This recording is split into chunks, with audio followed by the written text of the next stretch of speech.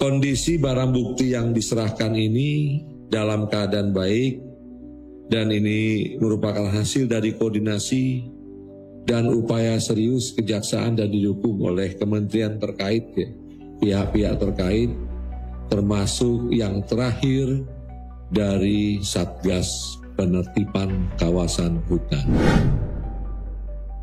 Di bawah komando Presiden Prabowo Subianto, genderang perang terhadap korupsi telah ditabuh.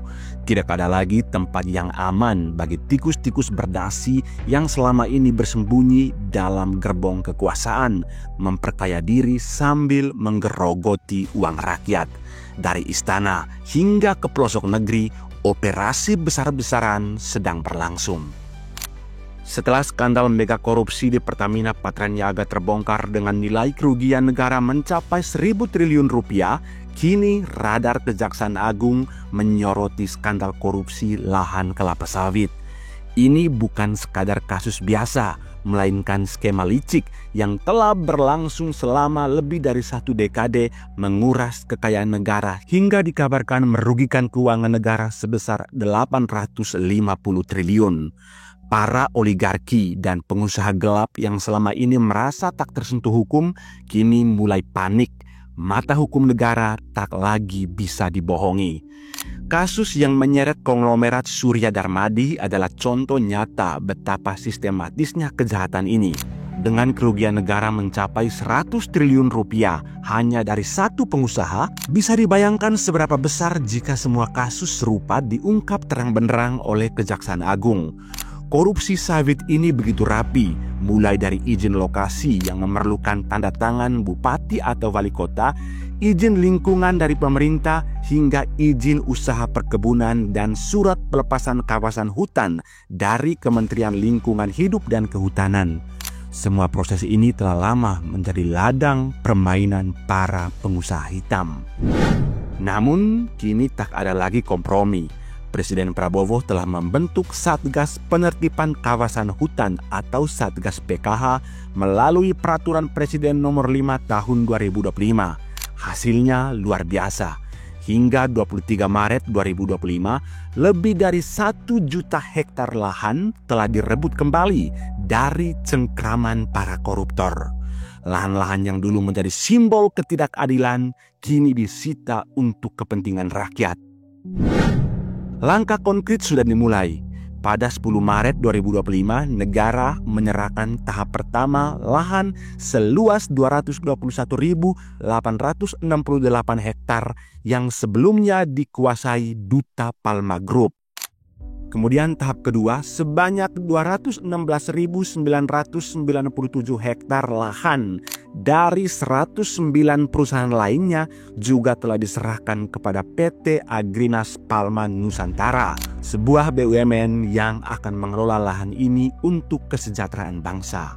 Sisa lahan masih dalam proses hukum, namun aparat tak mundur. Tak peduli ada hak tanggungan di perbankan atau dalih lainnya. Semua aset yang dirampas dari hasil korupsi akan dikembalikan ke negara.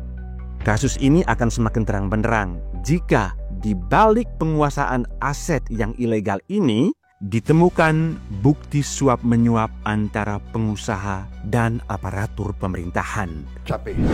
Indonesia harus mempunyai pemerintah yang bersih. Indonesia harus memiliki pemerintahan yang bersih. Saudara-saudara, berkali-kali di setiap kesempatan saya bicara, kita harus hentikan kebocoran-kebocoran. Menghentikan. Dan sekali lagi saya ingatkan, aparat pemerintah sangat menentukan. Aparat pemerintah sangat menentukan kebocoran-kebocoran untuk dihentikan. Perang melawan korupsi baru saja dimulai. Inilah era baru di mana keadilan ditegakkan, di mana tak ada lagi tempat bagi para pengkhianat bangsa. Prabowo Subianto telah menegaskan siapapun yang melawan negara akan berhadapan dengan hukum. Tikus-tikus berdasi bersiaplah, hari-hari kalian telah berakhir. Prabowo tidak sendirian dalam perang ini. Rakyat ada di belakangnya, menjadi benteng moral sekaligus kekuatan nyata yang akan memastikan Indonesia benar-benar bebas dari cengkraman korupsi. Perang ini bukan sekadar penegakan hukum, tetapi revolusi moral yang akan mengubah wajah bangsa ini selamanya. Penyelundupan dari luar ke dalam adalah membahayakan kedaulatan Indonesia. Penyelundupan tekstil mengancam industri tekstil kita, mengancam kehidupan ratusan ribu pekerja kita. Dan saya mohon ya, kalau sudah jelas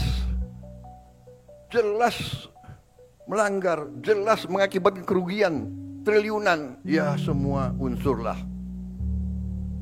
Terutama juga hakim-hakim ya, vonisnya jangan terlalu ringan lah. Tapi rakyat pun ngerti, rakyat di pinggir jalan ngerti. Ngerampok triliunan, kalau triliunan, ratusan triliun. Vonisnya sekian tahun.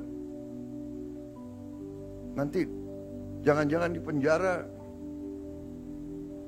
pakai AC, punya kulkas, pakai TV. Ini bisa menyakiti rasa keadilan. Ada yang curi ayam dihukum berat, dipukulin kelapa sawit kita. Ternyata kelapa sawit jadi bahan strategis rupanya. Banyak negara itu takut tidak dapat kelapa sawit. Bayangkan. Jadi jagalah ya, para bupati, gubernur, para pejabat tentara, polisi, jagalah kebun-kebun kelapa sawit kita. Di mana-mana itu aset negara. Dan saya kira ke depan kita juga harus tambah tanam kelapa sawit. Nggak usah takut. Apa itu katanya apa?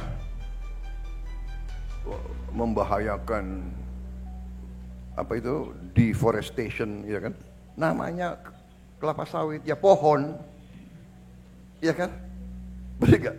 Kelapa sawit itu pohon, ada daunnya kan?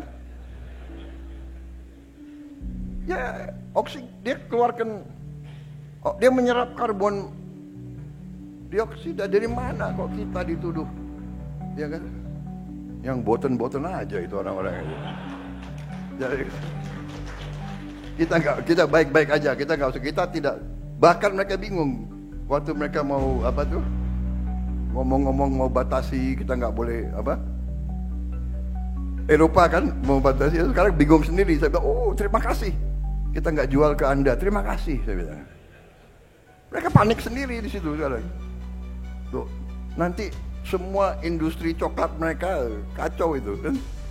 Bikin coklat itu kan dari kelapa sawit itu, sebagian dari itu. Deterjen, apa itu, kosmetik. Bingung sendiri mereka, nggak apa-apa.